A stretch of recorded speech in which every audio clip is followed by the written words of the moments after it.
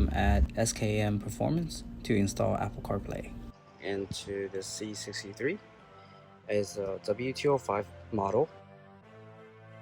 The first thing we'll do is try to remove this trim piece. A lot of videos online, there's other things I don't think they show you, is I started from the side. So you can either use your hand to pry it or use a prying tool to go. These will come off very easily. Then once you get to this part, to the middle, you will have to insert a prying tool, kind of just give it a little bit of tug on the side. Make sure this is depressed all the way, because this part pushes this lever down right here. You'll push it inside. Once that's pushed inside, you're no longer hooked into this. So once you push that in, push these two parts in, and then just pry it a little bit at a time. Just take your time. Don't rush on it. You don't want to break this piece. It's very easy to break. So once that is pried, and then just take your trim tool, like one at a time, just kind of pry it carefully, insert it all the way down and all the way from here, and it should come out real quick. On this section, the recording was messed up, so you will unfasten the two bolts on the bottom and then use a small prying tool and just slowly prying on the edges of the entire unit, and then it should come off. Alright guys, I went ahead and disconnected most of the wires that's connecting the center console in the car. The only thing is that a lot of those stuff you can't really take off, so I'm not going to get a lot of time to go ahead and take these off. I mean, they look very fragile, so I don't really want to touch any of that stuff. I'm just going to go ahead and set this thing aside. You can just set it here. Make sure all your sharp points are covered, any type of towel, so it doesn't scratch your leather or anything like that, because these edges are very sharp on the side. Alright guys, so the next step I need to do is to take off these two bolts right here. I took one off already, and then the radio should come out, and then we can continue the installation process for the back wiring. This part should come right off, and then here's the back of your main harness. We have our harness right here, so what we're going to do is go ahead connect the harness over here. All you gotta do over here is to lift this part and go up, and the whole main harness should come right out.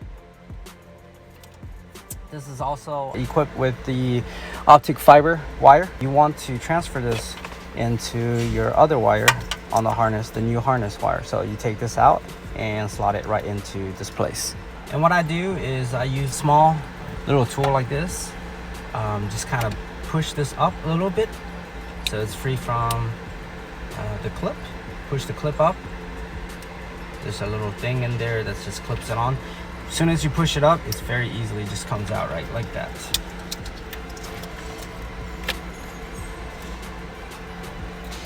And now all you have to do is transfer this wire and face them in the same direction like this, and you slot these in like that. Same exact way. And now what we're going to do is connect the old harness into the new the male end into the new female end. Oh, this should look like this. It should snap in just like that. And this new end should just go in to the new system like this. Make sure this part is also lifted up before you insert it, and try to be gentle and slowly push it in, because there's a lot of pins in there. You don't want to damage any of the pins. Once it goes in correctly, it should just easily slide in, and you just push the lever down and it should snap into place. So now comes to the wiring part for the module.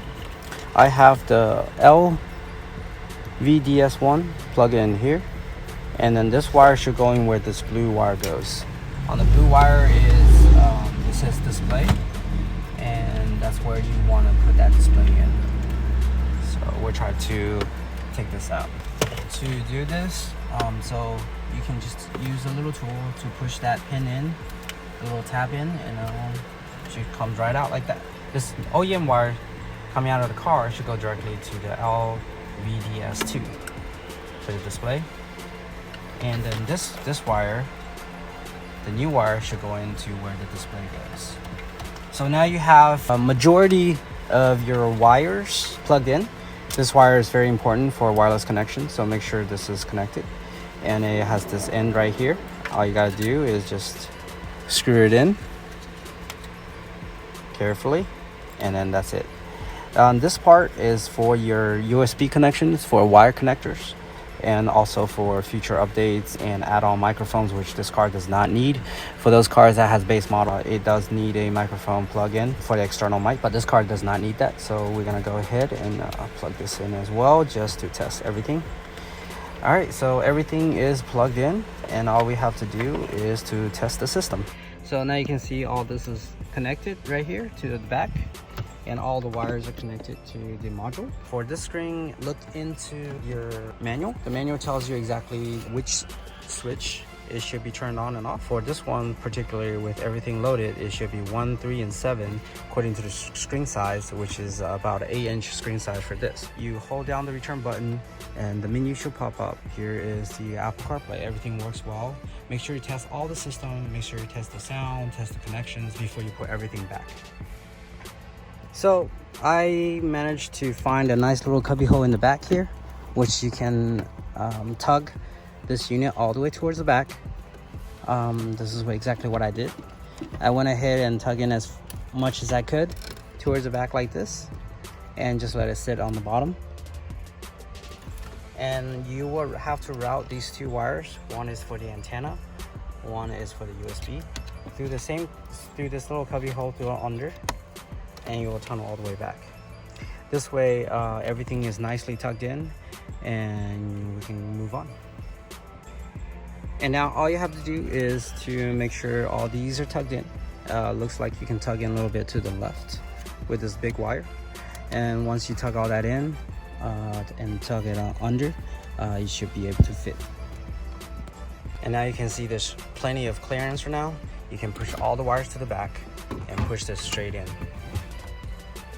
So now we're gonna go ahead and install 2 bolts, one right here and one right here. The wires all the way to the back. You just push it in and put the bolts right on top. Everything should go right in.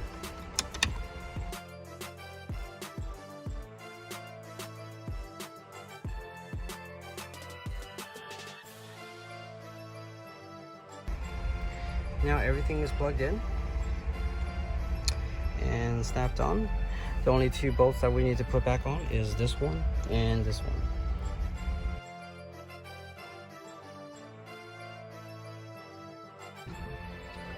So now everything is connected.